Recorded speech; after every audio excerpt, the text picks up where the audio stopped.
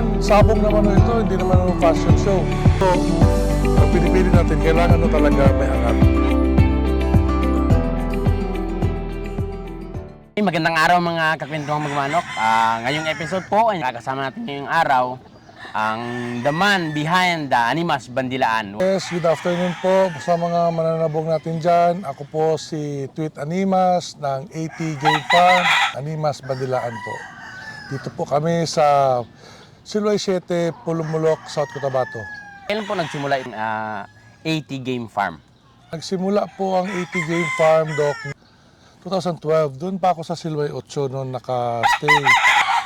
Nag-start ako bumili ng mga manok locally, dito lang, sa mga kaibigan natin. So, doon ako nag-umpisa. Hanggang sa, sabi ko, mas maganda siguro kung mag-breed na ako. Nung nakita ko naman na maganda yung panalo at kailangan ko mag-invest, nagpunta po tayo sa Bacolod. Doon, pinuntahan ko po yung mga breeders ng mga kaibigan natin, si Joe Laureño, si NJJR, si Dario Nabilosa, si Nene Rojo, yung mga bullet niya, si Tito Treyes. Yan pong apat na yan ang pinuntahan natin sa Bacolod. Then, nag-start yan doon kay NJJR, yung kanyang mga yellow-legged na mga Boston Grey. Tapos yung mga Boston Roundhead niya. Tapos kay Joe Laureño naman, ang nagustuhan ko kay Tatay Joe, is yung kanyang Dirty Gray. Doon naman kay Tito Treyes, yung whites, yung mga butcher, tsaka yung kanyang mga hatches. Yung whites na ang minintain ko, pinarami ko yun. Until now, may mga lagalag white pa rin yung manok natin. Pero konti na lang. Whites tsaka grays, dyan tayo nakilala. Lalo na nung nakachamba tayo sa 2021, nung panahon na ng pandemic, sa matirang matibay, 12 stag. 7 ang ginamit natin doon, 6 na panalo, 1 tabla. And solo champion mo tayo, sir? Solo yun, solo. Opo. Okay. Partner ko yung kapatid ko na si JCA. So kami, naglaban kami sa matirang matibay, sa palaban ng mga WPC. Doon, laban kami sa Manila Arena. Yung manok namin ang ginagamit namin. Yun yung isa sa pinaka-malaking yun. nakuha natin sa nasungkit natin. Yun lang siguro, enough na yun. Yung mga local champions, yung sa Tagum naman, 3 entry, double champion tayo doon. Yes, sa 5 stag. Mahirap yun, kaya puro mga mabibigat ang kalaban. Bali, nung sa Tagum, sir, 5 stag, 3 entry. 3 entry. Sa 15 na manok, 14 wins, 1 tabla. When we started breeding way back 2012, ilan ba yung yung unang naging production natin? Yung una, hindi ganoon karami kasi nga una kailangan mo palang i-ready mo, although ready yung mga material, ang problema facility. Like incubator, paano mo siya i-manage yung itlog. So, siguro mga 4-5 years din akong failure. Ang aking production nung time na yon siguro bawat batch sa early bird, local, national, at saka yung Bravo Cup, meron pa kaming Bravo Cup noon, siguro kulang-kulang 300 lang. So, lugi. So, eto, meron akong ginawa. Nagawa ako ng program. Bumili ako ng, kasi nasa Mindanao lang kami. Gusto ko sana mag-order kay AC ang ng mga incubator, which is ang hirap naman. Kasi nga, Luzon pa siya. So, si Virusel naman, kakabalik lang din. So, buti nakiusap ako sa kanila na kung pwede, ibalik ninyo kasi nga, sayang ho yung negosyo nila na hindi nila maayos. Although, marami namang nagbibenta ng incubator, hindi naman gano'n ka-successful. So, yung kay Virusel, tested ho namin noon, tapos nawala. Buti nga bumalik. So, doon po, eventually, nung 2020, kasagsagan ng pandemic, doon po ako unti-unti nakilala talaga. Yung breeding na talaga namin ang ginagamit namin. Although bumibili kami ng pakonti-konti, bumibili lang naman ako ng manok para pang-infuse ko lang sa mga lines ko para hindi yung maging bababa. Yun lang po yun. And doon sa battery pen, ginagamitan ko ng Vita Egg Advance. Sa mga broodstock naman, ang gamit namin is yung MIB. MIB injection naman.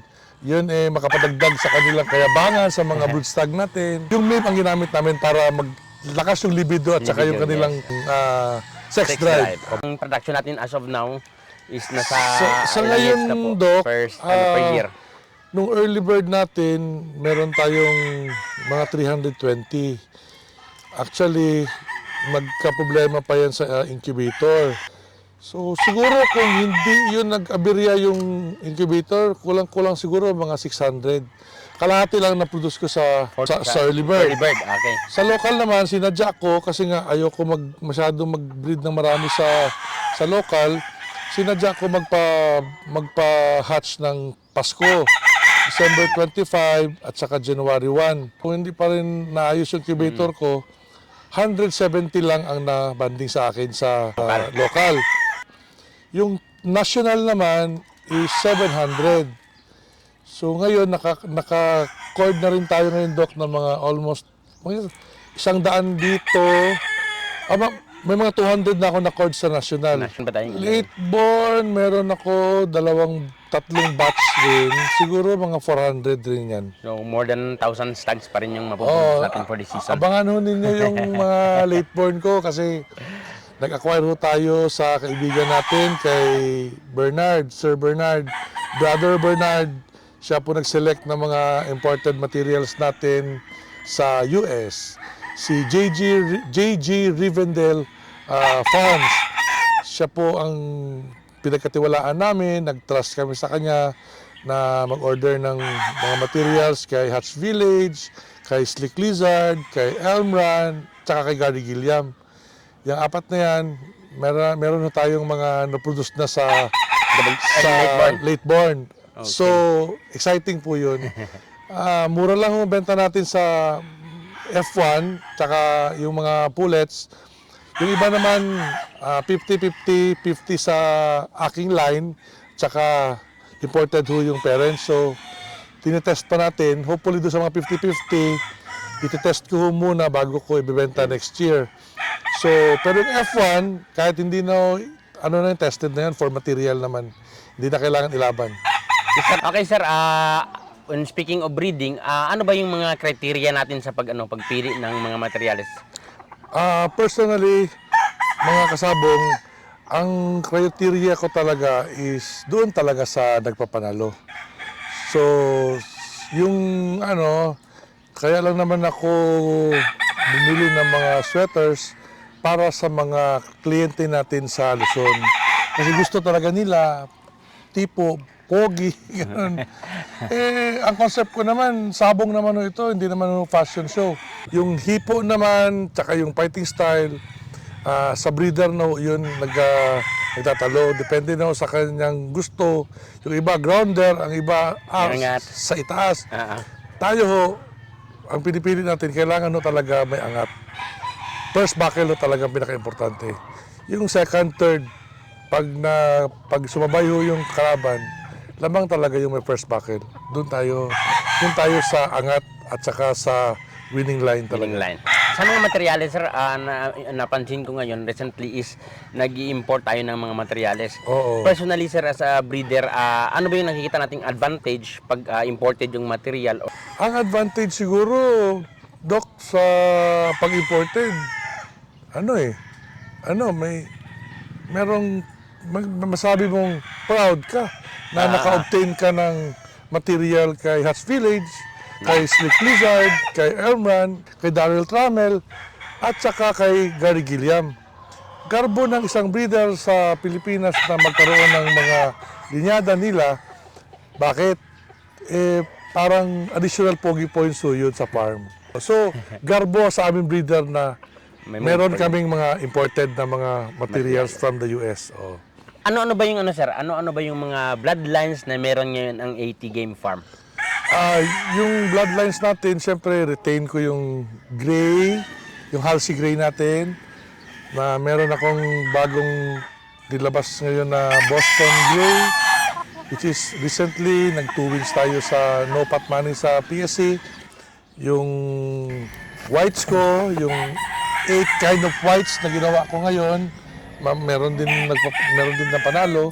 Pero majority kasi nabili lahat yung puti.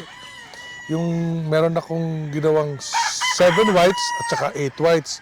Yan na po yung tinatawag kong 80 Bandilaan whites.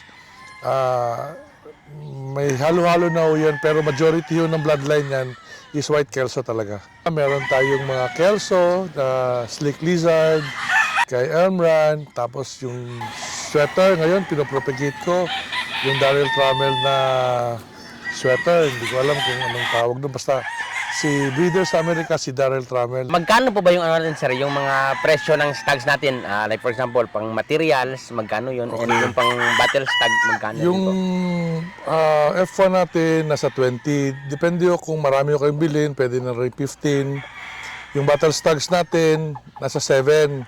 Kung marami ho, malaki ho ako magbigay ng discount. Pwede ng 5, minimum of 20. Ganun ho, sa mga kaibigan natin na gusto magbili ng mga pullets, ganyan, nasa 5,000 po ang mga babae. Yung pure po, 10,000. Yung Triodoc, kung F1 talaga lahat, nasa 30 to 45,000. Pero kung ikaw magrekomenda, pwede na bawas natin 10, pwede na yan 25. Ano yung ano, sir, bloodline na pinakamahal sa inyo dito? Pinakamahal, yung puti, yun. Yung bati. Okay. Yun talaga puti. Yung Halsey, benta hindi rin yung Halsey ko, pero kung may gusto talaga magbili, why not, di ba? Yung dalawang line na lang nandito sa farm. Itong puti ko at saka gray, ito lang talaga ang pinag-iingatan ko talaga, Diyos ko. Waiting nyo from 2012 until now. Oh, whites talaga at saka gray, nakikilala tayo. Bullstag and cock, yung cock natin na iwan, material na lang talaga na iwan. Yung bullstag ngayon, nasa 8,000 po, pumaramihan. Kung konti lang, 10, 10,000 ang isa. Lipat mo tayo sa ano, sir? Management sa sisiw.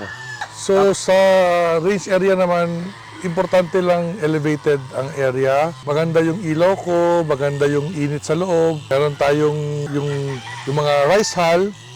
So pag doon ho, magbibigay ng mga vitamins. Kasi nga, bakit? Kung mapansin natin, healthy yun naman ang sisiw natin. So ang atin, additives na lang tayo. Ay, ano ba yung mga supplements and vitamins na ginagamit nyo sa inyong mga Yung mga supplements namin ginagamit, Multilite and Lactamino. Yung Lactamino, yung ini-extract niya lahat para maganda yung digestion, yung ganon. Yung Multilite naman kasi vitamin so yun. Buti na lang, nakabalik na si Doc. Kasi kung wala, baka nagkaroon ako ng repeat nung 2013-14 ko na hindi maganda production ko. Ngayon kasi, kailangan lang malinis yung barn. Everyday linis, yung rice hull every 2 to 3 days, palit, kahit hindi pa siya mabaho, palitan mo na. Huwag mo na antayin magkaroon ng ammonia yung barn mo. CCO yan. Tapos, yung Lactamino, 3 days to 5 days. Multilite naman, 3 days to 5 days. Pahinga ho ng 2 araw, balik na naman ho agad. Tapos kung merong konting diferensya, wag ho kayong mahiyang magtawag kay Doc. Yes, Na tawagan niyo siya, Doc, ano problema? Mukhang nanghina. Hindi maganda itsura ng manok. Doon na po papasok ko yung Ciprotil natin. Yes. Bigyan mo sila 3 araw, sunod-sunod sa area ko, Doc. Masyadong kulob sa mango tree. So, hindi maiwasan magkaroon ng malaria. So pag may mga symptoms na sila, ginagamitan ko na agad sila ng Pyristat. 3 to 5 days din yung gamit nun. Then after nun, 3 araw flushing, tapos magpa-Multilite na agad ako, 3 days din ulit. So afterwards nun, ligo na para maganda na ang kanilang pakiramdam. Tapos sa mga sisiyo din, hindi rin maiwasan na talagang ganyan. Lalo na ngayon, umuulan. 2 weeks ago, tinamaan. Buti na lang, nandiyan na si Doc. Mabilis yung order sa Davao. Kahit siya lang ho mag-isa na mamanage niya. Kasi kung hindi po, talagang awayin ko si Doc. Doc, pag nabawasan ako ng 5 dito, charge ko talaga ito sa iyo. And then Doc, yung sa range area naman, nagbibigay ho tayo ng tape terminator on the 30 to 35 days. Okay, so yung unang purga natin, sir. Purga. And then, regular po, every month, nagtitape terminator po talaga kami. So, after nun, after po, let's say, after 5 months, meron na hong mga matapang dyan. So, doon po, siniselect na natin yung doc. Yung mga Harvesting. matatapang. Harvest na tayo, hardening na. Sa hardening naman, yung MIB, ginagamit natin yon. Paggamit natin ng MIB, every ilang araw ba natin tinuturok? Ano yon? Weekly po. Weekly. Weekly. Huwag niyo na ho isipin yung gastos. Kasi kailangan ho talaga yun sa manok. Tapos, yung monthly nila, i-deworm natin sila every month. So, doon, let's say, na-harvest mo siya ng 5.5 months. On the 6.5 months, mag-deworm exporter na naman tayo. Yung ano po, good for 1 month lang po yung MIB hanggang sa maitali na natin sila. So, pag naitali natin, hanggang weekly po, MIB, 2 to 3 weeks lang pala. 2 to 3 weeks, kung hindi pa talaga siya matapang, Continue pa. continue mo pa hanggang 6.5 months. Ngayon, pag 6.5 months na, medyo masakit na yung MIB, Doc. So, kailangan mag-Tiabex na tayo. Yun na yun, 0.5 naman yun. Maintenance naman siya. Lahat naman siya ginabigay natin sa mga stag na natin. Yung pagdidilaws ng manok, ginagamitan natin yung mga baby stag natin, yung baby pullets natin ng wash out intense. 3 months to 3.5 months. Depende yun sa panahon, lalo na kung mainit. So, kailangan nun nilang magkaroon sila ng freshness. Tsaka mawawala o talagang mga red mites. Sa kaling, sir, at what age po tayo nagsisimulang magkaling sa nakarin? Dok, alam mo ba yan, Dok, since noon, never ako nagkakal. Kung mapansin nyo, nakita nyo naman, meron kang video doon kanina. Yes, sir. Sinundan mo ako. Pakita mo sa kanila. Yung kinakal lang natin is yung may diferensya sa paa, yung may mga sira ang petso, sa paa may problema, pakpak, sa mukha. Ang aking perception sa hindi pagkal, kagaya ng perception ko na nagbabase ako sa kapatid nilang nagpapanalo. So kung nanalo yung kapatid nilang lalaki at nakal mo yung kapatid niyang babae ngayon, paano mo ibabalik ngayon sa tito niya yun? Yung Wala tweet, na. lastly, sir, tweet and advice sa ating mga manonood para tumagal sa industriya and para maging successful katulad nyo pagdating sa pagbe-breed and pagbebenta ng mga manok. Okay. Number 1 po, kagaya na sinasabi ng mentor ko na si Boyet Plaza, Sir, hanggang ngayon, yung advice ninyo na sinasabi ninyo na bawal ang magtipid. Huwag nyong tipirin pag nagbili kayo ng materyales. At kung kaya nyong puntahan yung farm, puntahan ninyo. Kung may trusto kayo, wala problema. Ako, nagtatrusto ako. Marami akong pinag-trust na tao, hindi lang po talaga binigay. So, mas mabuti yung puntahan ninyo yung farm, huwag kayong magtipid. Pangalawa, ang advice ko, be patient. Walang overnight na nag-champion sa pagbe-breeding. Hindi talaga ninyo makuha yan kung for example, yung manok, 7 months. Alam mo 7 months old yan. Kasi magaling. Dinala mo ngayon sa cockfight. Wala. Para ka nag-donate. So, kailangan patience. Mataas ang pasensya ninyo. Ilaban ninyo sa tamang edad, sa derby, lalo na pag stagan, kailangan po ang edad ng manok natin 9 to 10.5 months. So, ang third advice ko naman is always put your feet on the ground. Hindi tayo, wala akong nagtagal sa sabong kung magyabang tayo. Always humble, always be kind sa mga kausap natin. And yung pang-apat po, accept our defeat. Yes. So, kailangan gentleman tayo. Hindi tayo pikon pag natatalo tayo. Kaya ako nakaabot dito, alam mo na, yung pusta ko, 5,000,000 per manok. Mas mahal po ang manok ko sa pusta ko. Kaya ako umabot ng ganito. And itong sabong sa akin, passion. Hindi ito siya career or what. Ini-enjoy ko lang ho yung pag meron tayong manok kasi nga si lolo ko sa father side, si lolo ko sa mother side, talaga mahilig sila sa manok. At yung tatay ko, ganun din. So, eto, hindi tayo nagpapalulong sa sabong. Ano po ito, passion and Business. Sir. partly, pwede na rin maging business, pero lugi. Lugi, Dok. Alam niyo yan. Kumikita lang kayo. Diba? So, yun. Yun lang. 4 lang ang ma-advise ko talaga. Okay? So, maraming salamat sa nagsusubaybay sa'yo, Doc. Yes. Sa inyong segment na to at sana may natutunan mo kayo sa aking munting kaalaman. Yes. So, thank you very much, Sir Tweet. And Yes, Doc. thank you sa lahat ng ano. You're welcome, welcome. Nanonood. Welcome And po ang Lakpe sa akin. Noon pa naman. sa pagiging... Dalawang beses ka nang umalis, bumalik. Tayo pa rin. Yes, sir. Okay, so yan mga kakwento magmanok. I hope na marami kayong natutunan sa mga ibinahagi ni Sir Tweet. So, sa muli po, abangan niyo po ang ibang mga videos natin.